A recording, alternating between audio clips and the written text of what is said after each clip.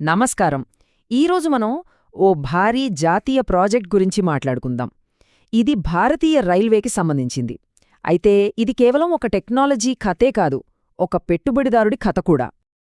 ఒక్కసారి ఈ నంబర్ చూడండి, 40,000 కోట్లు. ఇది చిన్న విషయం కాదు కదా. భారతీయ రైల్వే సేఫ్టీ రంగంలో రాబోయే ఒక పెద్ద మార్పుకు దాని మార్కెట్ సైజ్ అనమాట ఇది. ఎంత పెద్ద అవకాశమో మనకిక్కడే అర్థమైపోతోంది. సరే, ఇంతకీ ఈ కవచేంటి?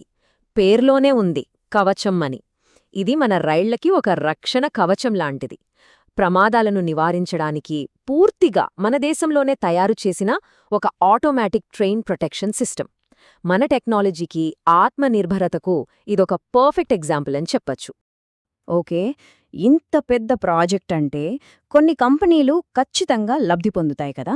మరి ఈ 40,000 కోట్ల మార్కెట్లో పోటీ పడుతున్న మెయిన్ ప్లేయర్స్ ఎవరో ఇప్పుడు చూసేద్దాం. ఈ ఫీల్డ్లో ముగ్గురు మెయిన్ ప్లేయర్స్ ఉన్నారు. ఒకటి హెచ్బిఎల్ ఇంజనీరింగ్, 2 కాన్కార్డ్ కంట్రోల్, ఇక 3ది కెర్నెక్స్ మైక్రోసిస్టమ్స్. అయితే ఈ కెర్నెక్స్కి ఒక స్పెషాలిటీ ఉంది. ఇండియన్ రైల్వేస్కి చెందిన ఆర్డీఎస్ఓ అంటే రీసెర్చ్ డిజైన్స్ అండ్ స్టాండర్డ్స్ ఆర్గనైజేషన్తో కలిసి ఈ టెక్నాలజీని మొదటి డెవలప్ చేసింది ఇదే. ఓకే, ఇప్పుడు మన ఫోకస్ అంతా కెర్నెక్స్ మీద పెడదాం. ఎందుకంటే వాళ్ల ఆర్డర్ బుక్ చూస్తే ఎవ్వరికైనా మైండ్ బ్లాక్ అవ్వాల్సిందే. వార్తలు, నంబర్లు చూస్తే మీకే అర్థమవుతుంది. చూడండి, వాళ్ల విజయాల పరంపర ఎలా ఉందో. డిసెంబర్ 2022లో ఏకంగా 2,466 కోట్ల ఆర్డర్. జస్ట్ కొన్ని నెలల్లోనే ఫిబ్రవరి 2023లో ఇంకో 325 కోట్లు. 2024 జనవరి కల్లా ఆర్డర్ బుక్ 2,500 కోట్లు దాటేసింది. ఆ నెక్స్ట్ మంతే మళ్లీ 411 కోట్ల ఆర్డర్. ఇది మామూలు గ్రోత్ కాదు, ఒక రేంజ్లో ఉంది. సో అన్నీ కలిపి చూసుకుంటే కెర్నెక్స్ మొత్తం ఆర్డర్ బుక్, పైప్లైన్ అన్నీ కలిపి దాదాపు 5,000 కోట్ల రూపాయలు. ఈ నంబర్ చూసి అందరూ ఏమనుకున్నారు? ఈ రేస్లో కెర్నెక్స్ క్లియర్ విన్నర్ అని ఫిక్స్ అయిపోయారు. అవును, చూడ్డానికి అంతా పర్ఫెక్ట్గా ఉంది. ఈ మార్కెట్లో కెర్నెక్స్ ఒక స్పష్టమైన విజేతలా కనిపించింది. కానీ అసలు కథ ఇక్కడే మొదలైంది. అసలు ట్విస్ట్ ఇక్కడే ఉంది. ఇప్పటిదాకా అంతా బాగుంది కదా, కానీ ఇప్పుడు మనం కొంచెం లోతుగా చూద్దాం. ఈ మెరిసే కవచం వెనుక కొన్ని పగుళ్లు కనిపించటం స్టార్ట్ అయ్యాయి. మొట్టమొదటి రెడ్ ఫ్లాగ్ ఎప్పుడొచ్చిందంటే సెప్టెంబర్ 2023లో. కంపెనీ లెక్కలన్నీ సరిగ్గా ఉన్నాయో లేదో చెక్ చేసే స్టాట్యుటరీ ఆడిటర్ సడన్గా రిజైన్ చేసేశారు. ఇది ఇన్వెస్టర్స్లో పెద్ద డౌట్స్ క్రియేట్ చేసింది. ఎందుకంటే ఆడిటర్లు అలా మధ్యలో వదిలేసి వెళ్ళిపోవడం చాలా రేర్. అది జరిగిందంటే లోపలేదో తేడా కొడుతోందని అర్థం. అయితే ఇప్పుడు అసలు ప్రశ్నేంటంటే, ఇది జస్ట్ ఒక చిన్న ప్రాబ్లమా, లేక దీని వెనుక మనం చూడని పెద్ద కథేమైనా ఉందా? రైట్, ఇప్పుడు నంబర్స్లోకి వెళ్దాం. ఇక్కడే అసలు విషయం బయటపడింది. చూడండి, రెవెన్యూ ఏకంగా 54% పెరిగింది. వావ్, సూపర్ అనిపిస్తోంది కదా. కానీ అదే టైంలో నికర లాభం 8% పడిపోయింది.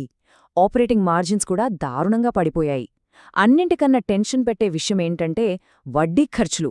అవి ఆల్మోస్ట్ డబుల్ అయ్యాయి, 94% పెరిగాయి.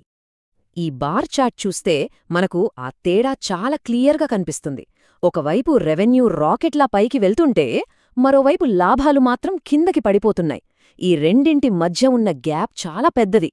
సో ఒకవైపు పేపర్లలో, న్యూస్లో సూపర్ ఆర్డర్స్ అని హెడ్లైన్స్, మరోవైపు ఫైనాన్షియల్ రిపోర్ట్స్లో మాత్రం ప్రాఫిట్స్ డౌన్. ఈ రెండింటి మధ్య ఇంత తేడా ఎందుకుంది?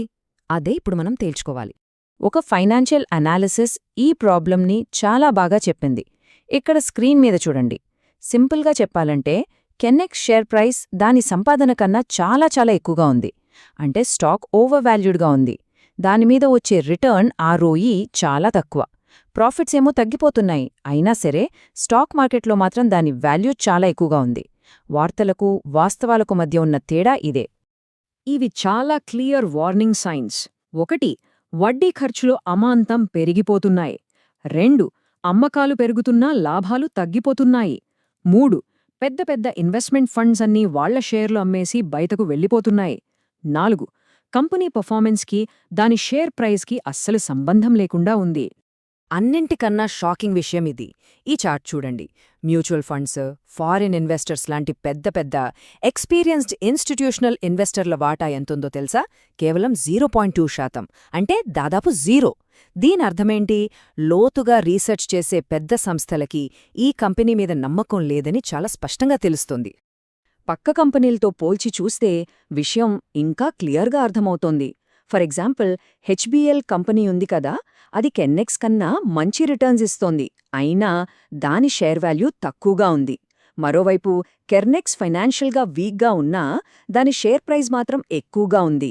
మార్కెట్ అంచనాలు ఎలా తప్పుదారి పడుతున్నాయో చెప్పడానికి ఇదొక మంచి ఉదాహరణ. సరే, ఈ మొత్తం కథ నుంచి ఒక ఇన్వెస్టర్గా మనం నేర్చుకోవాల్సిన పాఠమేంటి? ఫైనల్ టేకవే ఏంటి? ఈ స్లైడ్ మొత్తం కథను 2 లైన్లలో చెప్తుంది. ఒకవైపు న్యూస్లో కనిపించే కథ, భారీ ఆర్డర్లు, దేశం గర్వించే ప్రాజెక్ట్. మరోవైపు ఫైనాన్షియల్ రిపోర్ట్స్లో కనిపించే అసలు కథ, పెరుగుతున్న అప్పులు, తగ్గిపోతున్న లాభాలు, పారిపోతున్న పెద్ద ఇన్వెస్టర్లు. అందుకే ఇక్కడ మనం గుర్తుంచుకోవాల్సిన అతి ముఖ్యమైన విషయమేంటంటే, కేవలం హెడ్లైన్స్ చూసి ఇన్వెస్ట్ చేయొద్దు. వాటి వెనక ఉన్న అసలు కథను చూడాలి. ఒక విషయం బాగా గుర్తుపెట్టుకోవాలి. ఒక కంపెనీకి మంచి స్టోరీ ఉన్నంత మాత్రాన, పెద్ద పెద్ద కాంట్రాక్ట్లో వచ్చినంత మాత్రాన అది ఆటోమేటిక్గా ఒక మంచి ఇన్వెస్ట్మెంట్ అయిపోదు. ఎప్పుడూ కూడా ఆ వార్తల వెనుక ఉన్న నంబర్స్ని, ఫండమెంటల్స్ని చెక్ చేయడం చాలా చాలా ముఖ్యం. చివరగా ఒక్క ప్రశ్నతో ముగిద్దాం. ఒక కంపెనీ చేతిలో 1000 కోట్ల ఆర్డర్ బుక్ ఉన్నా కూడా అది ఎందుకు ఒక మంచి ఇన్వెస్ట్మెంట్ కాకుండా పోవచ్చు? దీని గురించి ఆలోచించండి.